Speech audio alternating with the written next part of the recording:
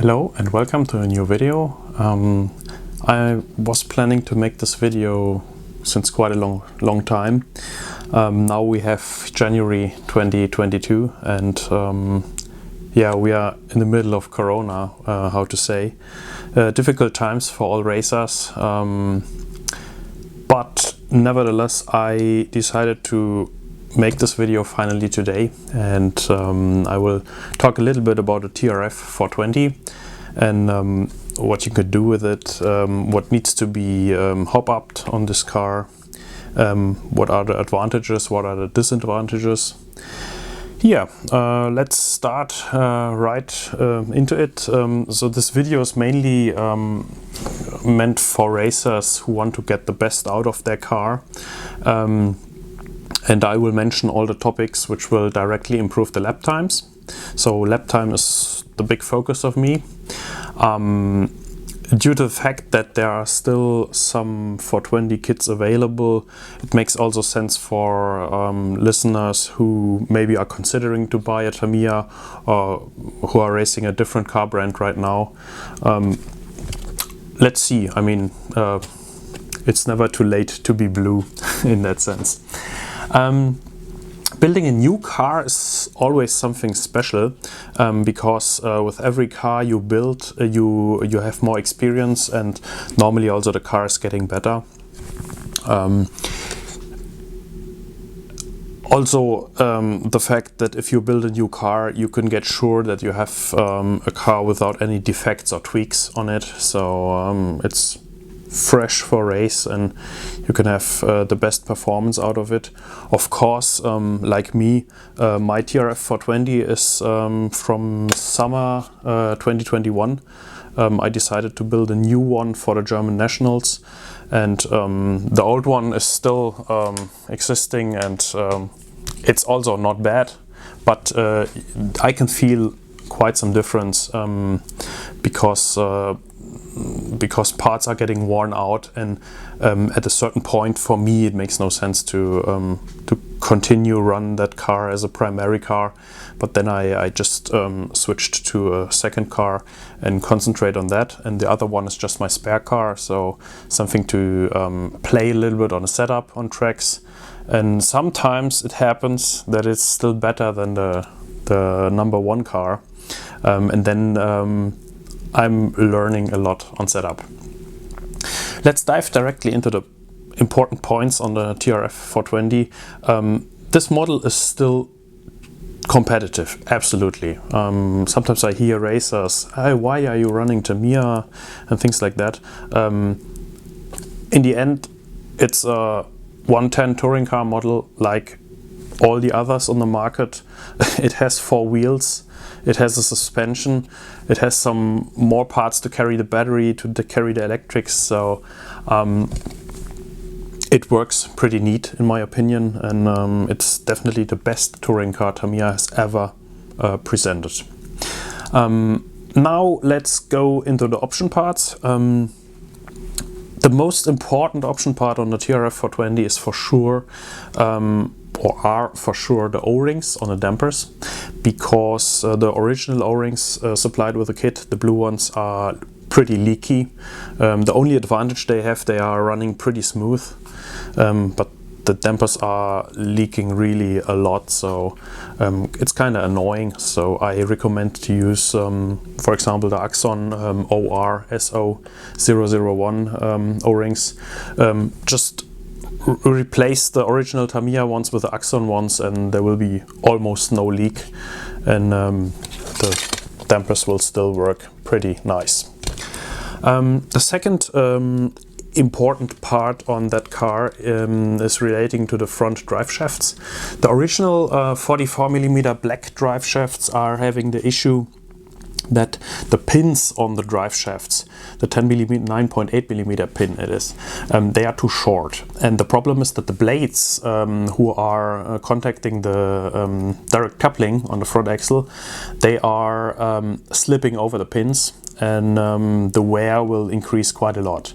So my recommendation here is to use the optional 42362 LF drive shafts, not because they are LF, but the main reason why they are good is they have a 10.8mm pin on it, and it will carry the blade pretty securely, and this is a very important part in my opinion, especially on the front axle, because the loads on the blades normally in touring car are higher on the front axle than on the rear axle, because braking is harder than acceleration. So that's my recommendation, part number 2. What else do I recommend on this car? I mean, these 2 parts were pretty essential to run it. I am of course not using the stock springs. The stock springs are the green ones, short big bore. They are the softest springs in the Tamiya lineup when we are talking about big bore short dampers. They are too soft for most of the tracks. Sometimes they work on the rear axle if you have a very slippy track. Then I sometimes choose them, like in the Arena 33 in Ananach. Last summer there was some conditions I can remember where I chose them. It was after a rainy day. The track was dry, but it was still very slippy, and these springs were pretty good on the rear. But normally I'm using the Axon HPS red on the front and the Axon SLS green on the rear. It's quite a good combination. Right now I'm having something different. It's the HPS red on the front, but on the rear I have an old SH spring, and it's the, I have to look, it's the purple one. I think it's 2.6.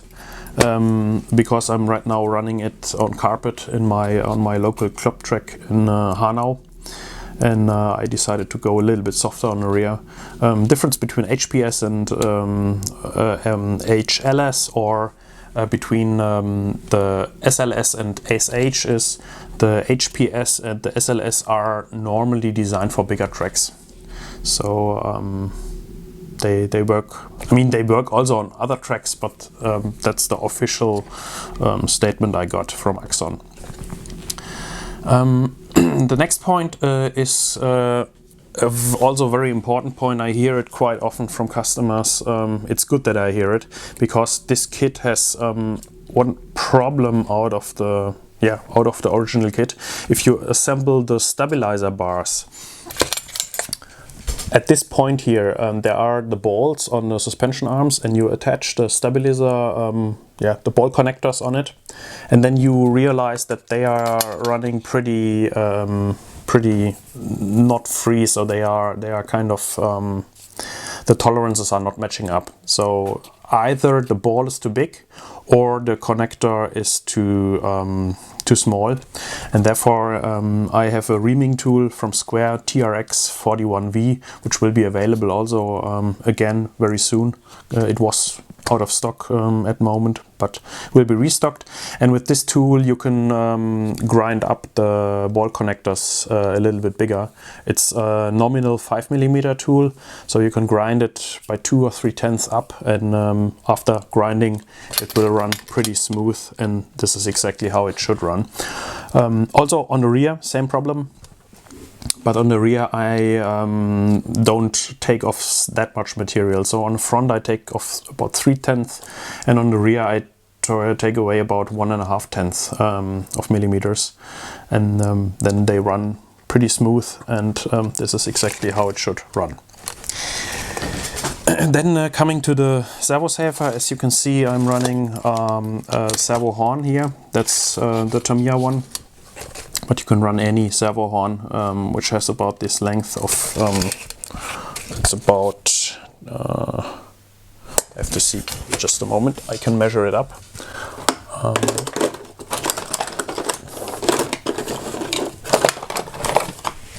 With a gauge, of course. This from point to point, it's 19mm what I have. Pretty good size, not rubbing on the top deck and still having enough turning angle. That's what important.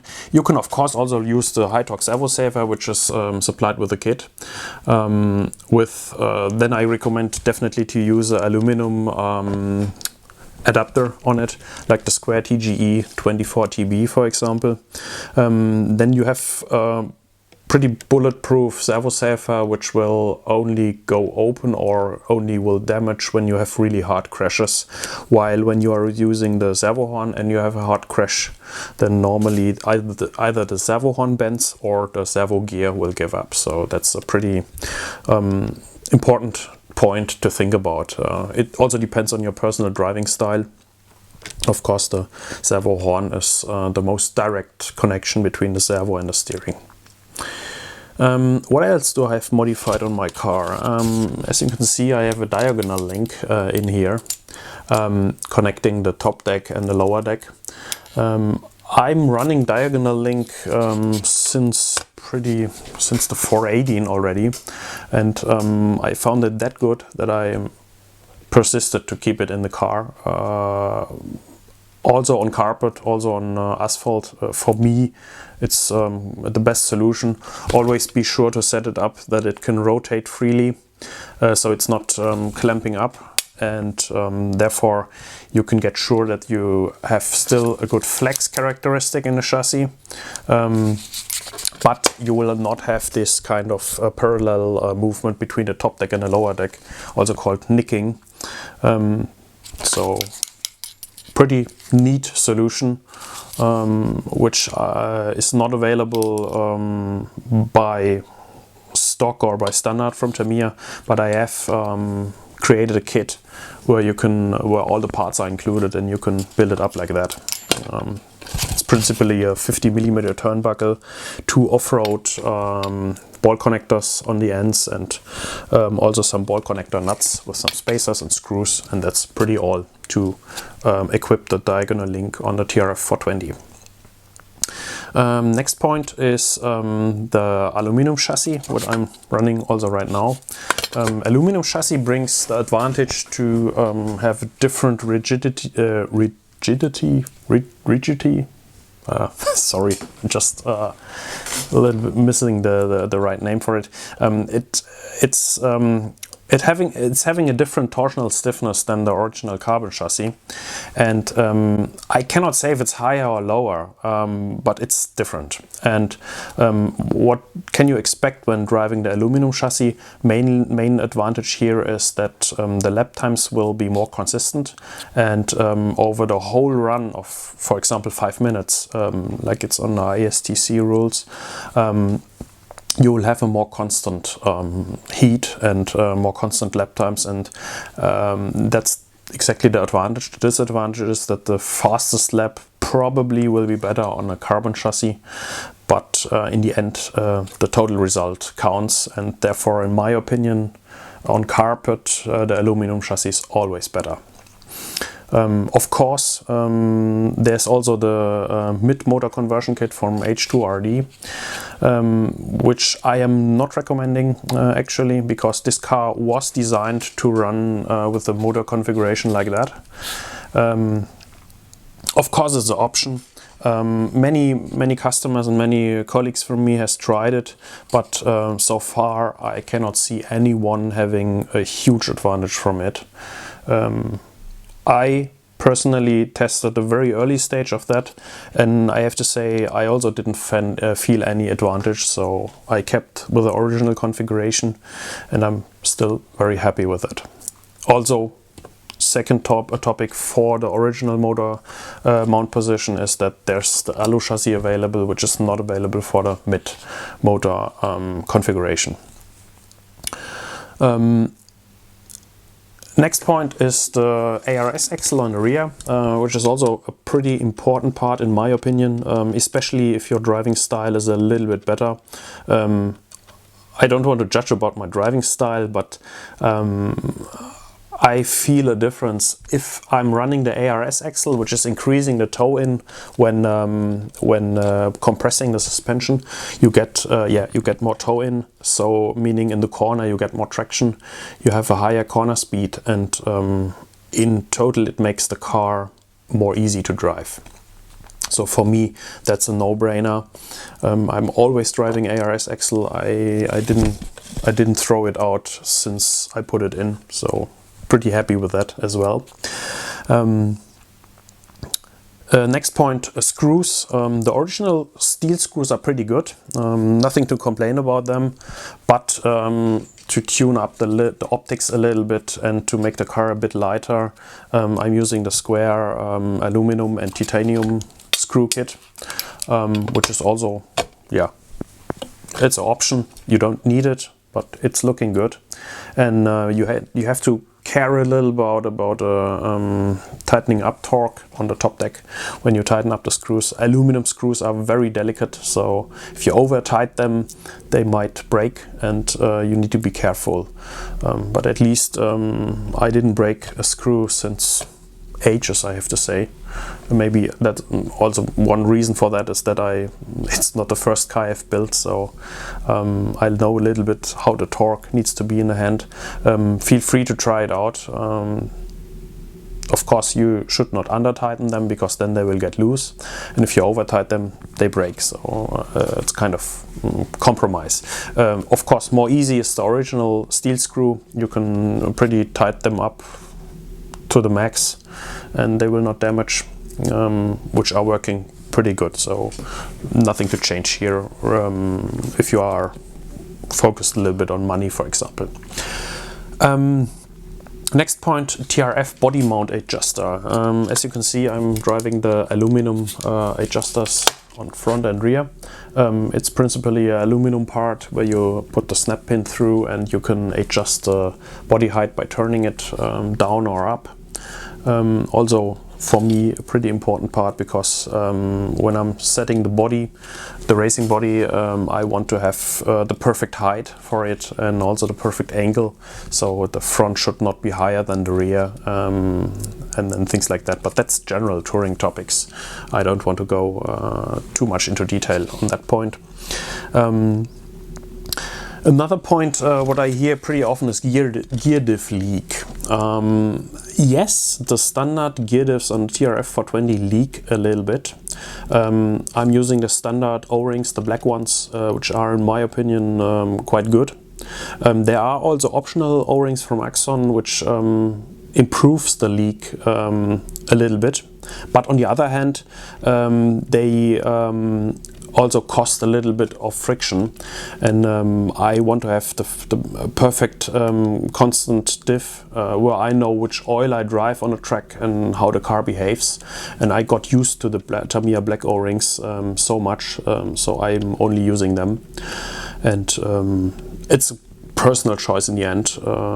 I don't care about the leaks so much.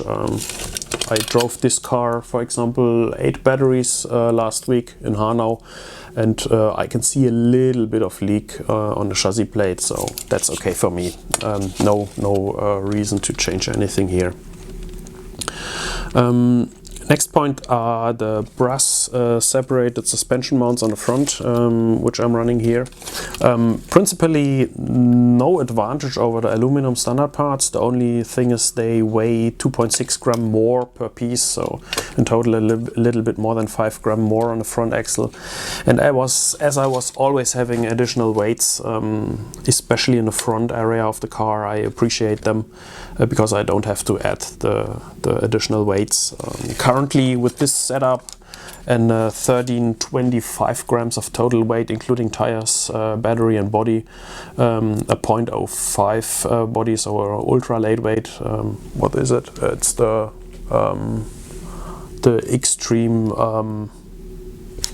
extreme, let me say, it's Speciale, exactly, that's the name of it, the one with the edges.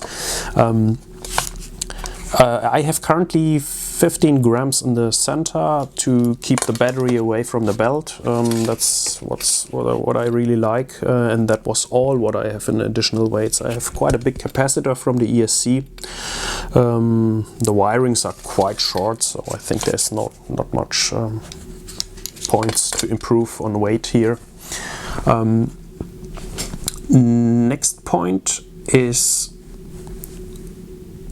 the setup in general.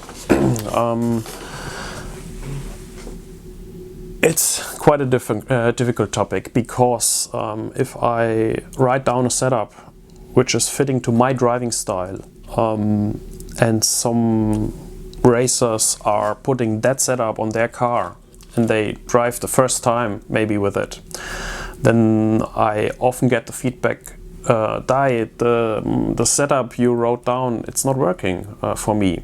And this is exactly the point. Just putting the points on a setup sheet which are predefined, it's normally not enough, in my opinion. There are some more points which should be defined. For example, the loose on the suspension blocks, which I explained on another video earlier, or also the style of how you grind the ball connectors, and many other points which are important to build up that model, which you can do in different styles, and they also may have influence on the setup. Also this diagonal link, it's having pretty big influence in my opinion. But if you are on a certain level and if you have some experience in touring cars, normally my setups are a good starting point, and also other setups. Of course, there are more setups from other racers who also do good setups for sure, and I can recommend them as well.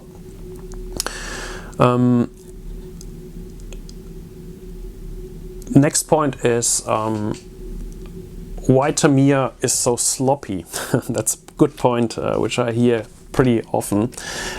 It's exactly this thing what I'm talking about. Yes, Tamiya is sloppy or more sloppier than other manufacturers, also on the steering.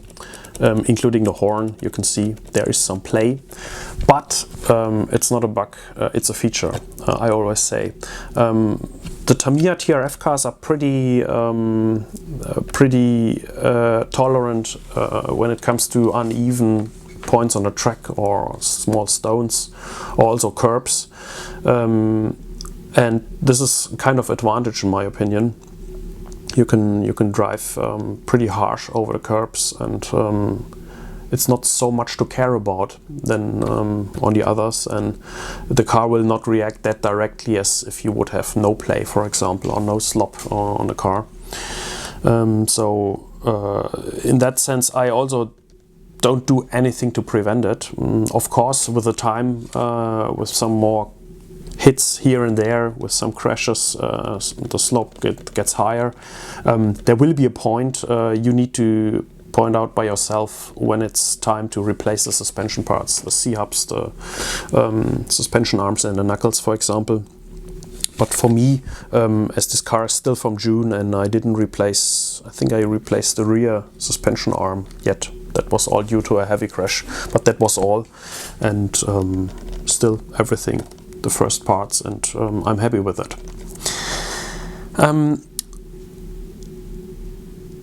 Spare parts you should have. I will prepare a list which I will post down under this video. For sure, suspension arms, they might break. If they break, exactly at the damper point, so no way to repair something, just replace. They are not that expensive. Stefan Klein, a friend of me, just did an interesting analysis on the current touring cars, and he put the prices for replacement parts of the suspension arms in relation to the car manufacturer, and luckily I can say that Tamiya was the cheapest one from all among the popular brands. So in general, the spare parts on this car are pretty cheap because they are mostly of plastic, and it's a pretty cheap material, but it's not that bad because it's not just plastic, it's fiber reinforced plastic. In this case we have PA-CF30, which is in my opinion a perfect plastic for being used in the touring cars. And there's also alternatively another plastic, the PAGF30, which is instead of carbon fiber, it's having glass fibers. It's a bit more flexy, and it might be a setup part if you want to try some softer suspension arms. But for me personally, on every track I prefer to have the standard, the carbon fiber parts, which are the standard ones in the kit, and they work pretty good. Steering steering knuckles, C-hubs, and the suspension arms as important replacement parts you should have with you. Then also the suspension shafts, the 43mm ones. And of course the swing shaft protectors, also called blades, which are used on the front and on the rear. As soon as they show a little wear, I would recommend to replace them, because if they break, normally the spool or the diff out drives are also damaged, so don't let it go that far. Replace them on time, they don't cost a lot of money. That was principally all what I wanted to say about this model. Yeah, as you can see, I'm still very happy with it. I'm going to race it still under competition conditions. Like locally, we have the Tony Sport On-Road series here. That's a race series which is pretty much ETS, but more regional than Germany. And this is, yeah, one of the racing series I'm taking part with this car. I'm also taking part in the German National, and this year we will have the Worlds in September in Italy. I'm really looking forward to. I just signed up, so let's see what the result will be. I'm looking forward to it. If you have any questions regarding this car, of course, feel free to contact me. I'm always open for a chat with you. And in that sense, I would say good race, and enjoy racing with the TRF420. Goodbye.